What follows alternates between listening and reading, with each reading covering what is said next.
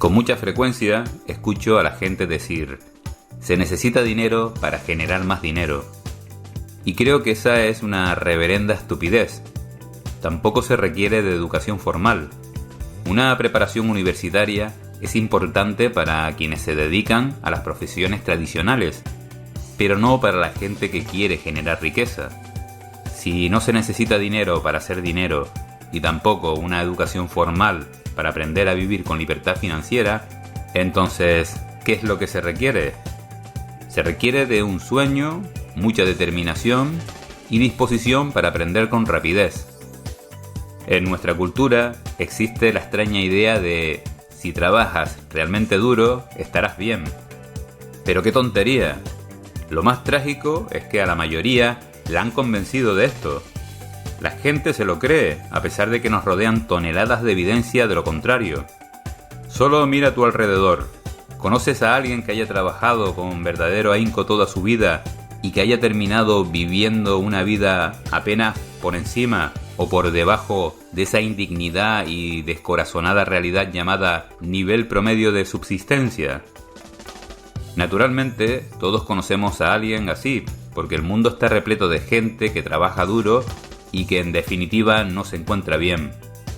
Y tal vez lo peor del asunto es que muchos de esos desafortunados han llegado a la conclusión de que todo fue por su culpa, de que fracasaron en lo personal, porque hicieron todo bien, ¿verdad?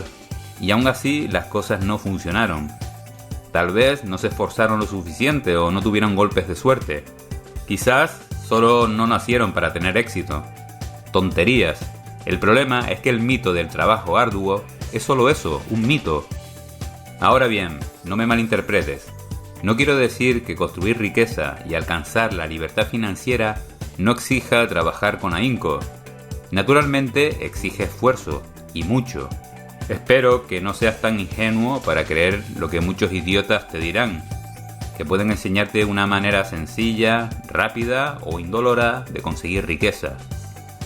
Porque si eres suficientemente ingenuo para creer algo así, conozco un puente que puedes comprar a un excelente precio. No, por supuesto que implica trabajo arduo.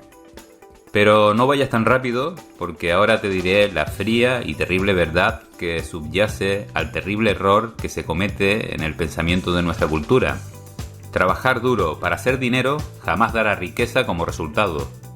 La gente que trabaja para conseguir ingresos trabaja cada vez más y siempre paga más y más impuestos.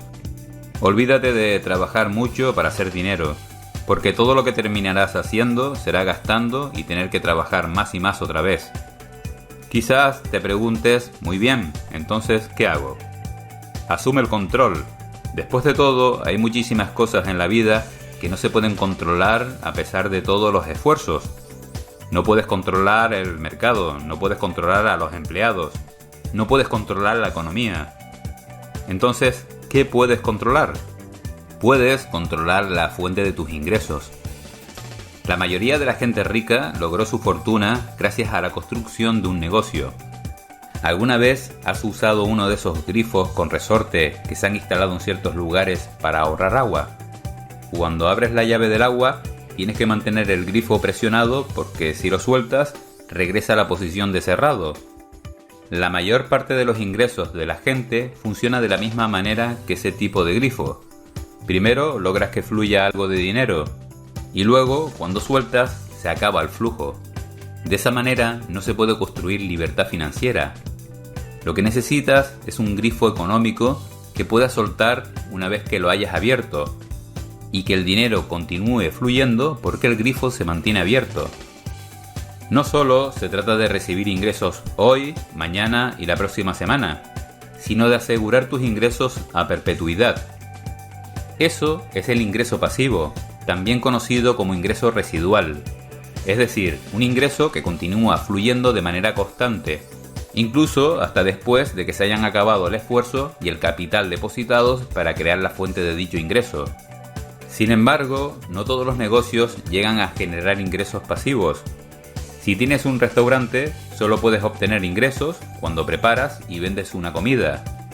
Incluso los doctores y abogados muy bien pagados solo obtienen dinero cuando dan consulta o brindan asesoría a sus clientes.